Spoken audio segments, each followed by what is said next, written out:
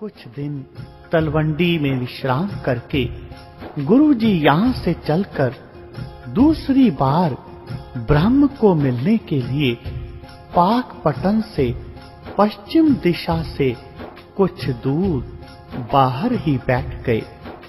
शेख गुरुजी को मिलने के लिए उनके पास गया और मिलकर गुरुजी से ज्ञान चर्चा करके बहुत खुश हुआ। गुरुजी ने इस चर्चा के समय आशा दीवार की पहली 9 पौड़ियों का उच्चारण किया। इस स्थान पर गुरुद्वारा नानकसर विद्यमान है। पाकपटन से चलकर गुरुजी दीपालपुर शहर से बाहर एक कुटिया देखकर उसके पास जा बैठे। उस कुटिया में एक कोहड़ी रहता था जिसे उसके संबंधियों ने छोड़ दिया था। गुरुजी को देखकर उस कोहड़ी ने कहा, संत जी, मुझे कुष्ठ रोग है, आप मेरे से दूर ही रहो। गुरुजी कुटिया के पास एक पीपल के नीचे डेरा डालकर बैठ गए। दूसरे दिन आपने अपनी कृपा दृष्टि करके उसका रोग दूर कर दिया और उसे सत्य नाम के स्मरण का उपदेश देकर आगे चल पड़े। इस स्थान पर आप जी के आगमन की याद में गुरुद्वारा साहिब बना हुआ है, जो आजकल पाकिस्तान में है। भगत जनों, दीपालपुर से चलकर गुरुजी कसूर के रास्ते पट्टी आए और पट्टी से अपने गांव, जिसका नाम उस समय पट्टेविंड था और अब डेरा साहिब है, पहुंचे। इस गांव से बाहर ही एक रात काटकर आप जी व्यास नदी को पार करके सुल्तानपुर चले गए। बोलो जी भाई जी, वाहेगुरु वाहेगुरु वाहेगुरु।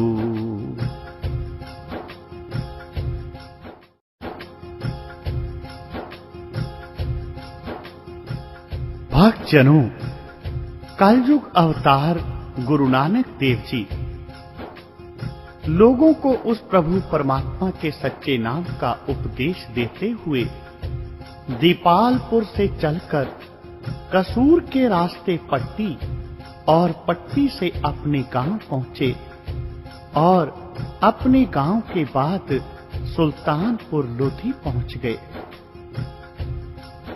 कुछ दिन अपने परिवार के पास सुल्तानपुर विश्राम करके आप जी एक और प्रसिद्ध महापुरुष को मिलने के लिए कीरतपुर को चल पड़े। सतलुज नदी को पार करके साईं बुड्ढन शाह के पास उसके पहाड़ी मुकाम पर पहुंचे। साईं एक वृद्ध उम्र का प्रसिद्ध शक्तिशाली फकीर था। इसके पास शेर और बकरियां रहती थीं। बुड्ढन शाह ने गुरुजी को कहा कि संसार में भ्रमण करके प्रभु की भक्ति नहीं हो सकती, इसलिए मैं इस पहाड़ी पर एकांत आवास करके प्रभु की भक्ति में लीन रहता हूँ। गुरुजी ने कहा, साईं जी, सबसे बड़ा एकांत आवास यह है कि पुरुष एक मन होकर सत्संग करे और सत्संग में प्रभु के प्यार वाले श्रेष्ठ उपदेश रूपी मोती चुनकर अपना जीवन ऊंचा करे। बुड्ढन शाह ने प्रार्थना की कि आप मेरे पास सदा ही टिके रहो, मैं आपकी संगत करता रहूंगा। गुरुजी ने कहा, शरीर करके संगत सदा स्थिर नहीं रह सकती। आप हमारा उपदेश नाम स्मरण सदा ही अपने पास रखो। आप जी के यह वचन सुनकर बुट्ठन शाह बहुत खुश हुआ। आप जी की इस याद में यहाँ गुरुद्वारा चरण कमल करके प्रसिद्ध है। इस स्थान के उत्तर की ओर श्री गुरु हरगोबिंद जी ने अपने बड़े सुपुत्र बाबा गुरदित्ता जी से 1683 विक्रमी में एक गांव बसाया था और इस गांव का नाम कीरतपुर रखा गया। साईं बुट्ठन शाह को उपदेश देकर कलयुग अवतार गुरु नानक देव जी सुल्तानपुर, वैरोवाल, जलालाबाद, किड़िया पठाना से होते हुए शैदपुर भाई लालो के पास पहुंच गए। भाई लालो के पास कुछ दिन विश्राम करके आप जी पसरूर के रास्ते सियालकोट शहर आ गए और शहर से बाहर एक बेरी के वृक्ष के नीचे आपने आवास किया। इस स्थान के पास ही एक फकीर जिसका नाम हमजा गौस था, एक मकबरे के हजूरे में बैठा हुआ था। वह कहता था कि यह शहर झूठों का है और मैंने इसे श्राप से नष्ट कर देना है।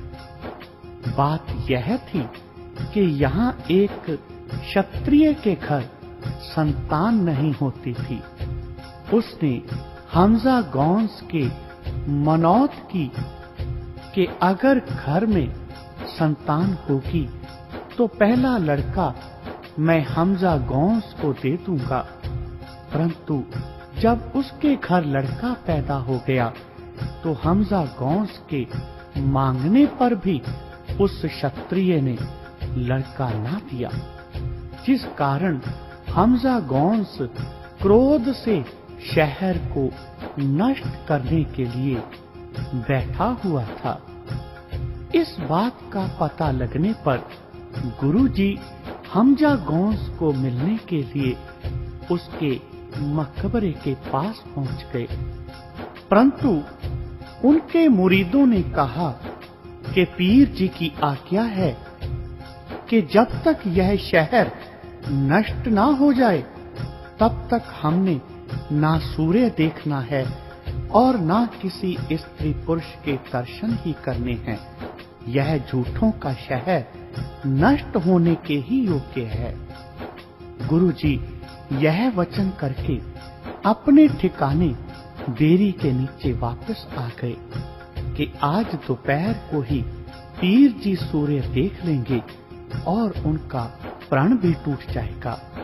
तदुपरांत जब दोपहर का सूर्य तो पीर के मठ का गुंबज तिड़ तिड़ करके खरबूजे की फांक जैसे ऊपर से नीचे तक फट गया और सूर्य की किरणें पीर के ऊपर जा पड़ी। जिस समय पीर जी ने देखा कि गुंबज फट गया है तो शीघ्र ही दरवाजा खोलकर वह बाहर आ गए। गुरु जी के वचन करने से अपना प्रण टूटा देखकर पीर जी शीघ्र ही गुरु जी के पास आ गए। गुरु जी ने कहा, पीर जी, एक अपराधी के बदले सारे शहर को नष्ट कर देना यह अच्छी बात नहीं है। दरवेशों को, पीरों को कहर करना यह ठीक नहीं होता। सबको दया की नजर से देखना चाहिए। गुरु जी के शांतमय वचन सुनकर उसने अपनी भूल मान ली और आगे से सबकी भलाई का प्रण लिया। इस स्थान पर गुरु जी का गुरुद्वारा बेर साहिब प्रसिद्ध है, जहाँ बैठकर गुरु जी ने हमजा गौस को उपदेश दिया था। भक्तजनों, हमजा गौस को उपदेश देकर उसका हठ तोड़कर कलयुग अवतार गुरु नानक देव जी इस स्थान से ही मर्दाने को 1 टके का झूठ और सच खरीदने के लिए भेजते हैं। मर्दाना जी बहुत दुकानों पर गए, मगर किसी से भी उनको सच और झूठ नहीं मिला। अंत में एक मूले किराड़े ने एक कागज पर मरना सच और दूसरे पर जीना झूठ लिखकर मर्दाने को दे दिया, और आप भी दुकान से उठकर मर्दाने के साथ ही यह देखने के लिए कि यह सौदा खरीदने वाला ऐसा कौन सा व्यापारी आया है। मूला गुरु जी के दर्शन करके धन्य हो गया और नाम दान का उपदेश लेकर गुरु जी का शिष्य बन गया। मूले के घर वाले इसी स्थान पर गुरुद्वारा बावली साहिब बना हुआ है। कलयुग अवतार गुरु नानक देव जी इस प्रकार मूले को उपदेश देकर सियालकोट से एमनाबाद आए और एमनाबाद से लाहौर आ गए। उस समय श्राद्धों के दिन थे और दुनीचंद शाहूकार अपने पिता का श्राद्ध संपन्न करके बहुत से ब्राह्मणों और संतों को भोजन खिला रहा था। गुरु जी को परम संत रूप समझकर भोजन खिलाने के लिए अपने घर ले आया। गुरु जी ने पूछा, आज आपके घर क्या है जिसलिए तुमने इतना यज्ञ आयोजित किया है। गुरु जी की बात सुनकर दुनीचंद कहने लगा, जी आज मेरे पिता का श्राद्ध है, जिसके कारण यह सब कुछ मैंने किया है। गुरु जी ने कहा, आपका पिता 3 दिन से भेड़िए के रूप में बाहर जंगल में भूखा बैठा हुआ है, उसको आपका यह पुण्य दान का भोजन कुछ भी नहीं पहुंचा। दुनीचंद ने कहा, महाराज मेरा पिता भेड़िए की योनि में, ऐसा कौन सा काम कर दिया उन्होंने कि उन्हें भेड़िए की योनि में जाना पड़ा। वह तो बहुत बड़ा धर्मात्मा था।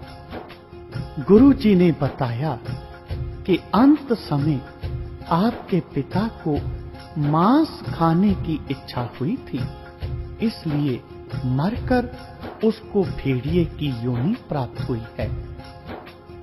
जब तक वह अपनी इस अंतिम इच्छा को भोग नहीं लेगा, तब तक उसकी यही गति बनी रहेगी।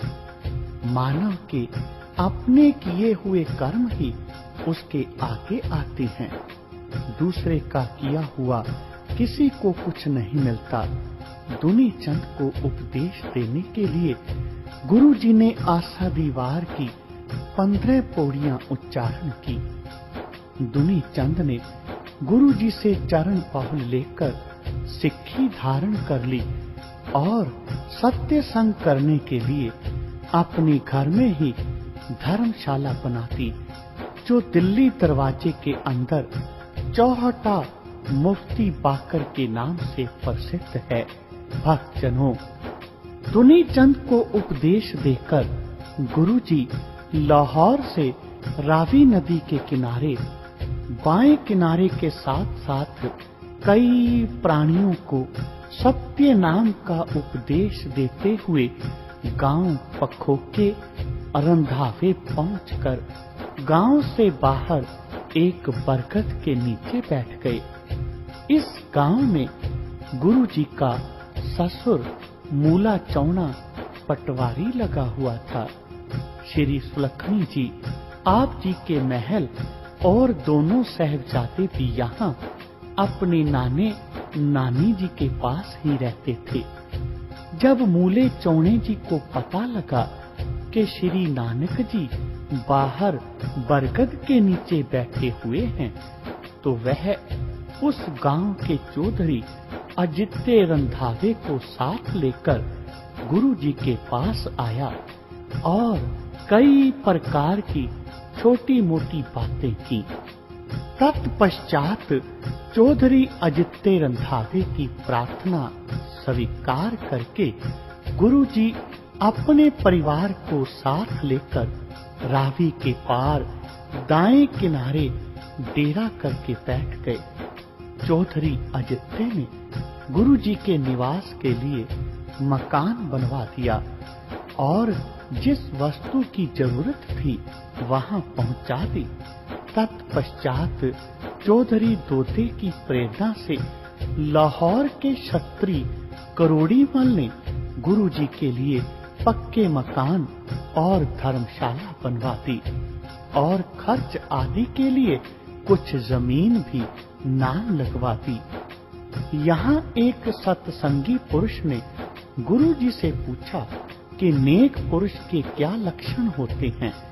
गुरुजी ने कहा, नेक आदमी वही है जिसके विचार नेक हों, जो दूसरों का यश सुनकर प्रसन्न हो जाए, जो संत साधु और महापुरुषों का साथ रखता हो, जो अपने ऊपर उपकार करने वाले का आदर करता हो, जो अपने से बड़ों की सेवा आदर सहित करता हो, जो गरीबों पर दया करता हो, जो एका नारी सदा यति की पालना करता हो, जो खोटे पुरुषों की संगत से दूर रहता हो। बोलो जी पाई जी, वाहे गुरु वाहे गुरु वाहे गुरु।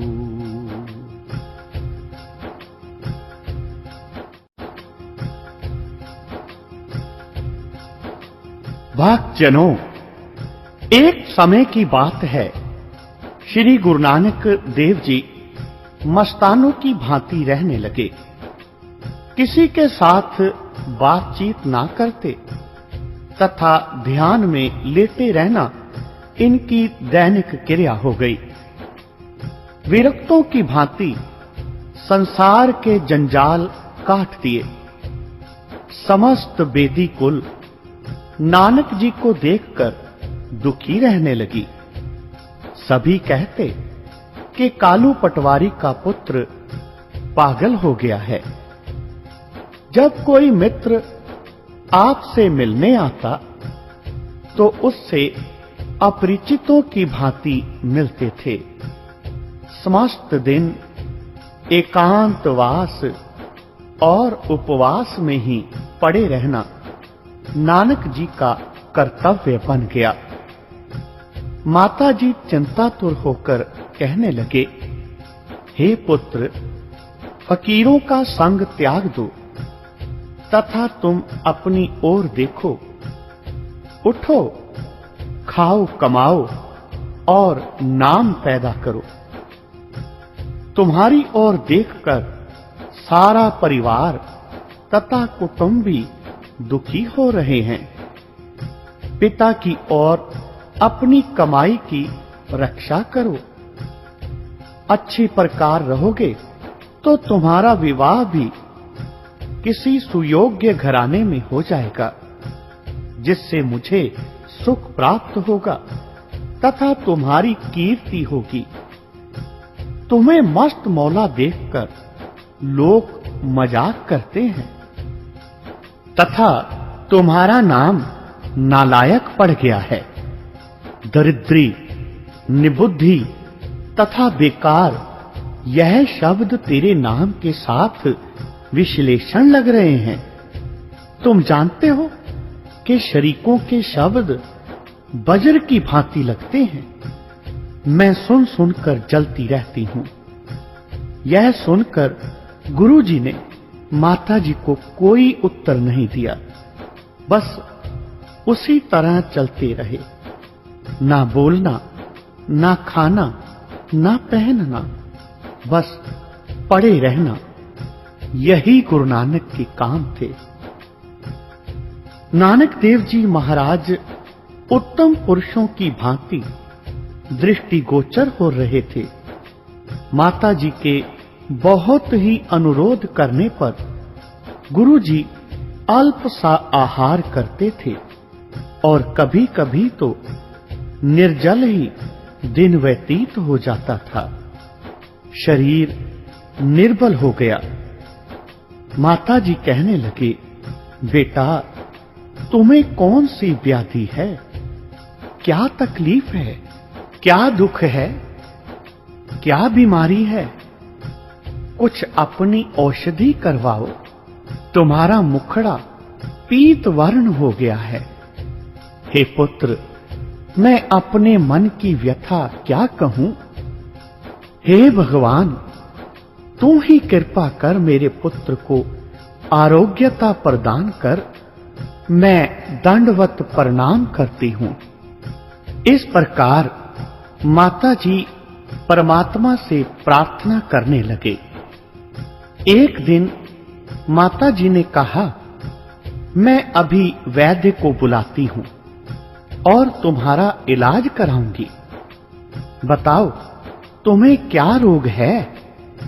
गुरुजी यह सुनकर भी मौन रहे। लोग नानक जी की खबर लेने आने लगे तथा आपको मस्ताना देखकर बहुत दुखी होते। सबने पटवारी जी को कहा, आप चुपचाप मत बैठो। गुरु नानक देव का उपचार करने के लिए किसी सुयोग्य वैद्य को बुलाकर चिकित्सा करवाओ। तुम्हारा एक ही पुत्र है, धन तो फिर आ जाता है। जीवन पहले है। पुत्र पर अपना धन न्योछावर करना तुम्हारा कर्तव्य है। इलाज से गुरु नानक ठीक हो जाएंगे। परमात्मा तुम्हारे पुत्र की आयु दीर्घ करे। कालू जी स्वयं उठे और आपके भाई श्री लालू जी नानक देव जी के पास बैठे रहे। मेहता कालू जी एक वैद्य जी को, जिनका नाम हरिदास था, लेकर गए, जहां गुरु नानक मुख पर वस्त्र डाले पड़े थे। वैद्य महोदय वहां पर आए। वैद्य जी ने गुरु जी की नाड़ी हाथ में लेकर पूछा कि इसे क्या रोग है? कालू जी ने कहा, बस यह दिन रात इसी तरह पड़े रहते हैं, बातचीत नहीं करते, खान पान से विमुख रहते हैं, शरीर निर्बल तथा पीत वर्ण हो गया है। यह सुनकर वैद्य ने नाड़ी देखी तो गुरु जी ने अपना हाथ खींच लिया तथा कहने लगे, आपने मेरा हाथ किस लिए पकड़ रखा है? वैद्य जी ने कहा, मैं रोग की पहचान करने की कोशिश कर रहा हूं। रोग देखकर उपचार किया जाएगा। तब गुरु जी ने यह शब्द उच्चारण किया। श्लोक महला पहला। वैद बुलाया वैदगी, पकड़ टंडोले बाह, भोला वैद ना जाने, कर्क कलेजे माहे। पिताजी ने श्री गुरु नानक देव जी का इलाज करने के लिए वैद्य बुलाया। वैद्य ने गुरु जी की बाजू को पकड़ा। वह भोला भाला वैद्य गुरु नानक देव जी के रोग को नहीं जानता। गुरु नानक जी कहते हैं, हे वैद्य, उत्तम वैद्य, मैं तो तब तुमको सुयोग्य वैद्य मानूंगा जब तुम मेरे रोग की पहचान सही तरीके से कर लोगे और यह दवाई देनी जिससे रोगों का समूह नाश हो जाए और शरीर को सुख मिले। गुरु जी कहने लगे, यदि ऐसी औषधि तुम्हारे पास है तो तब तुम सच्चे वैद्य हो। फिर अपना भी रोग दूर करो, तब तो सुवैद्य माना जाएगा। यह सुनकर वैद्य ने प्रार्थना की, हे महाराज, वह रोग मुझे कहो, अर्थात मेरा रोग आप ही बता सकते हैं। गुरु जी ने कहा, हे हरिदास, ध्यान से सुनो। पहले तो प्रत्येक प्राणी को अहम भाव का महान रोग है, जिससे संसार दुखी है। यह रोग जन्म मृत्यु का कारण है। किसी भी उपचार से यह रोग नहीं जाता। जो इस रोग से अपने को दुखी जानते हैं, वह दूसरों के रोग किस प्रकार दूर कर सकते हैं? हे वैद्य, जिस दवाई से यह रोग दूर हो जाए, उस औषधि को मैं देखना चाहता हूं। जो अपने रोग को दूर करे, वही उत्तम वैद्य है। जो जन्म मरण से रहित हो जाए, उसको यह अहंकार का रोग नहीं होता। हे हरिदास, हम तो अपने प्यारे परमेश्वर में समाये हुए हैं। इस प्रेम रोग का तो कोई उपचार ही नहीं है। संसारी रोगों के इलाज बहुत हैं, अनेक हैं। सभी में परमेश्वर को व्यापक जाने तथा ईर्ष्या ना करें। आत्मा एक रस सच्चित आनंद है। यह उपदेश सुनकर वैद्य ने कहा, हे कालू जी, आपके पुत्र को कोई रोग नहीं है। आप चिंता ना करें। इस ईश्वर भक्ति का इसे रंग चढ़ा हुआ है। यह संसार के रोग दूर करने की समर्था रखता है। इतना कहकर वैद्य गुरु जी के चरणों में प्रणाम करके अपने स्थान को चल दिया। बोलो जी पाई जी, वाहे गुरु, वाहे गुरु, वाहे गुरु।